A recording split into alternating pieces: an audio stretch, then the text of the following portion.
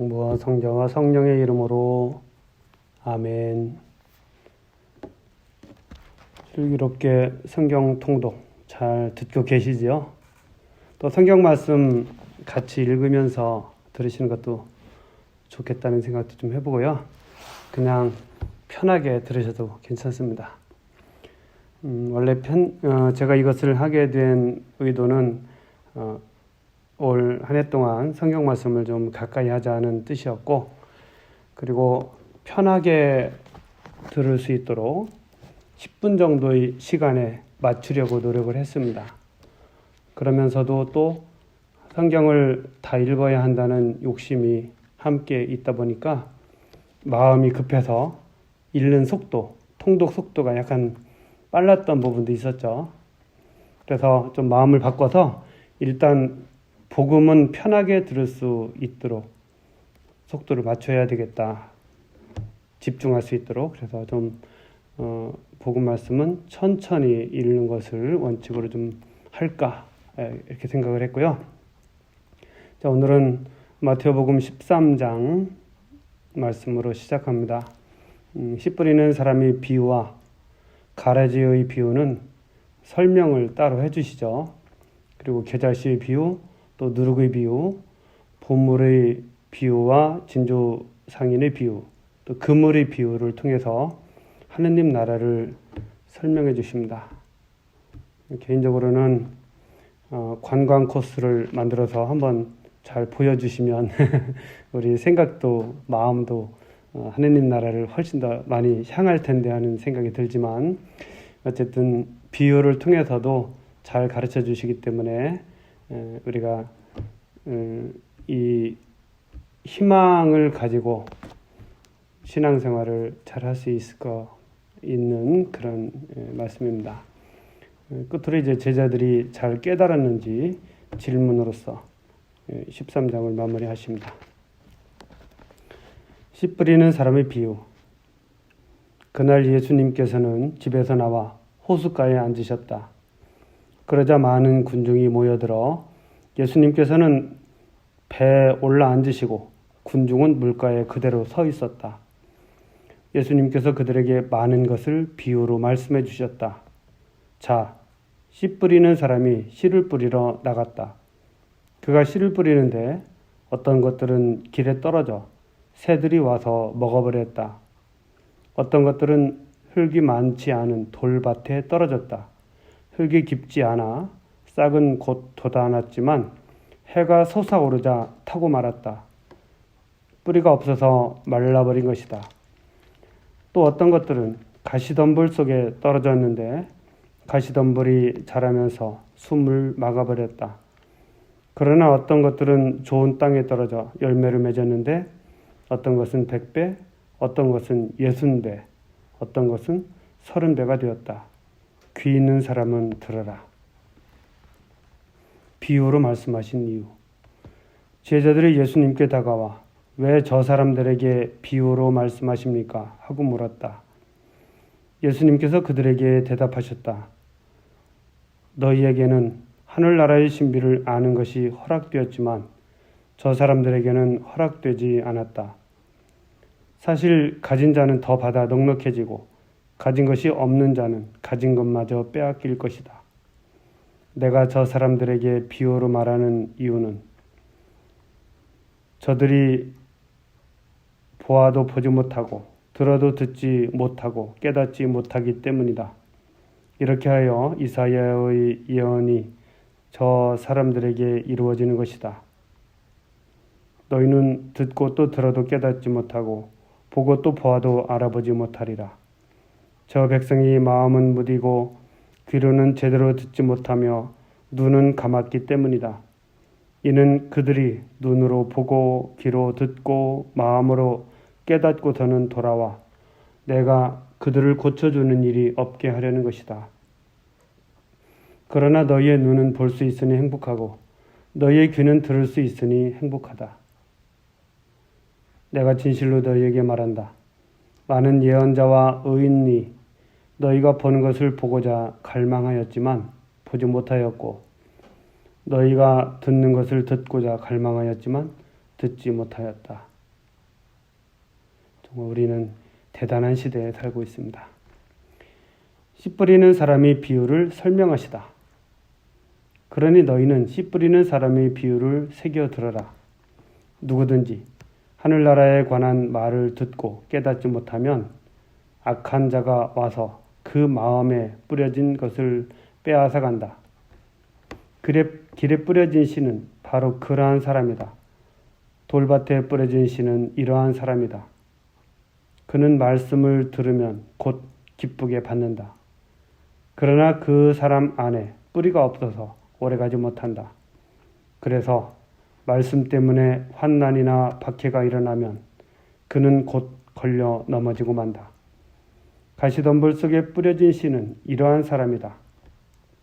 그는 말씀을 듣기는 하지만 세상 걱정과 재물의 유혹이 그 말씀의 숨을 막아버려 열매를 맺지 못한다.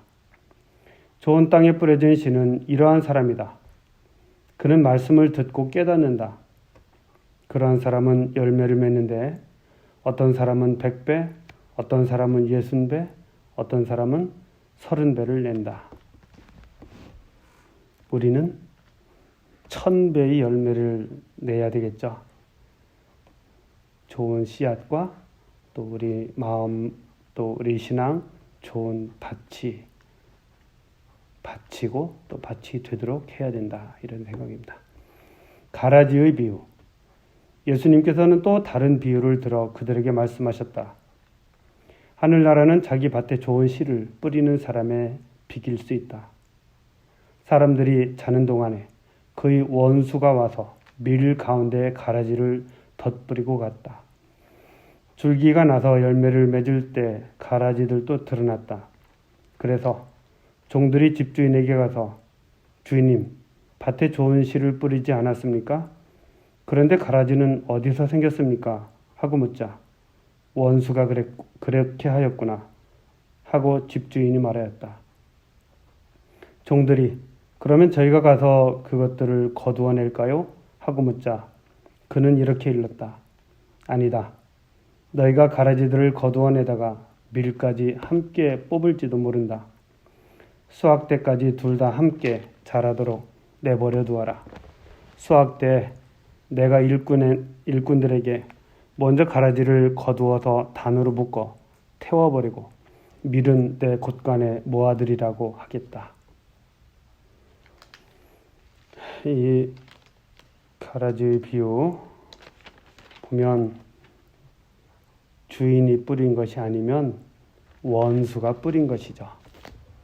그리고 우리가 좀 중간지대, 타협 이런 거 있을 수 있겠다고 생각하지만 밀과 가라지는 분명히 타협이 없는 그런 것 같아요.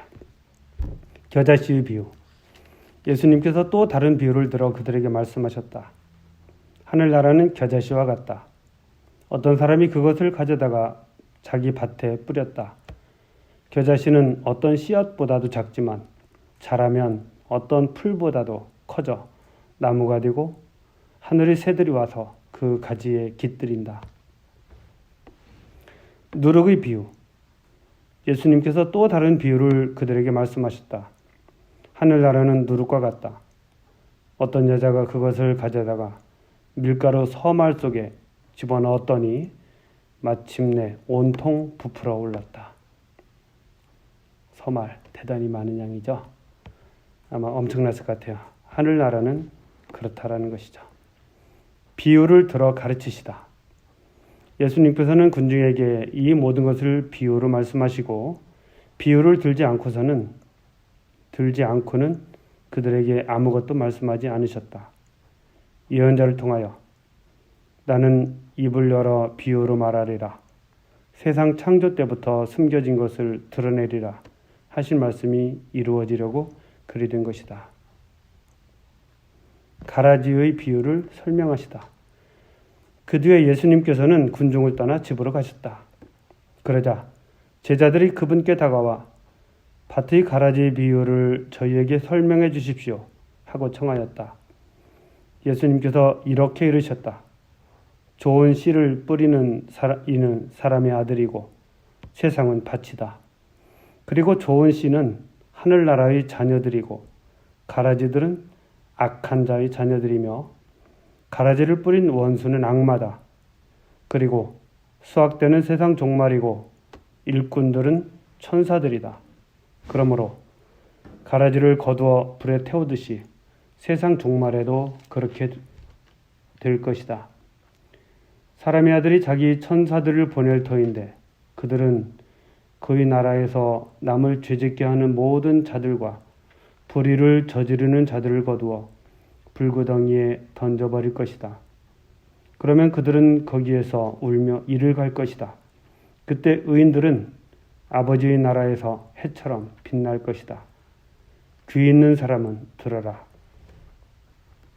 그래서 하느님께서는 좀 기다리시는 것 같아요. 회개가 필요한 그런 이유죠. 보물의 비유와 진주 상인의 비유. 하늘나라는 밭에 숨겨진 보물과 같다. 그 보물을 발견한 사람은 그것을 다시 숨겨두고서는 기뻐하며 돌아가서 가진 것을 다 팔아 그 밭을 산다. 또 하늘나라는 좋은 진주를 찾는 상인과 같다. 그는 값진 진주를 하나 발견하자 가서 가진 것을 모두 처분하여 그것을 샀다. 그물의 비유. 또 하늘나라는 바다에 던져 온갖 종류의 고기를 모아들인 그물과 같다. 그물이 가득 차자 사람들이 그것을 물가로 끌어 올려놓고 앉아서 좋은 것들은 그릇에 담고 나쁜 것들은 밖으로 던져버렸다. 세상 종말에도 그렇게 될 것이다. 천사들이 나가 의인들 가운데서 악한 자들을 가려내어 불구덩이에 던져버릴 것이다. 그러면 그들은 거기서 울며 이를 갈 것이다. 비유를 끝맺는 말씀. 너희는 이것들을 다 깨달았느냐? 제자들이 예 하고 대답하자 예수님께서 그들에게 이르셨다. 그러므로 하늘나라의 제자가 된 모든 율법학자는 자기 곳간에서 새 것도 꺼내고 옛 것도 꺼내는 집주인과 같다. 예수님께서는 이 비유들을 다 말씀하시고 나서 그곳을 떠나셨다. 나자렛에서 무시를 당하시다. 예수님께서 고향에 가시어 회당에서 사람들을 가르치셨다. 그러자 그들은 놀라서 이렇게 말하였다. 저 사람이 어디서 저런 지혜와 기적의 힘을 얻었을까? 저 사람은 목수의 아들이 아닌가? 그의 어머니는 마리아라고 하지 않나?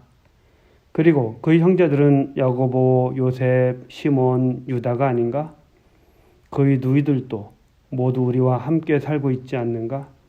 그런데 저 사람이 어디서 저 모든 것을 얻었지?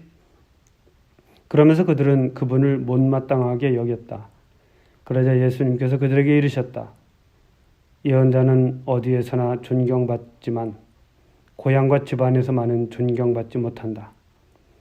그리고 그들이 믿지 않으므로 그곳에서는 기적을 많이 일으키지 않으셨다. 그래요. 고향에서 환영을 못 받으셨죠. 아마 그들은 예수님의 어머니나 형제들을 잘 알고 있기 때문에 예수님도 똑같으리라 생각을 했던 것 같아요. 그러나 그 결과는 거기서 기적을 많이 일으키지 않으신다는 것이죠. 좀 잘 알아야지 어설프게 하는 것은 독이 되는 경우도 많다. 이런 생각도 듭니다. 자, 여러분들 오늘도 말씀 안에서 기쁘게 하루 살아가시기 바랍니다. 성부와 성자와 성령의 이름으로 아멘.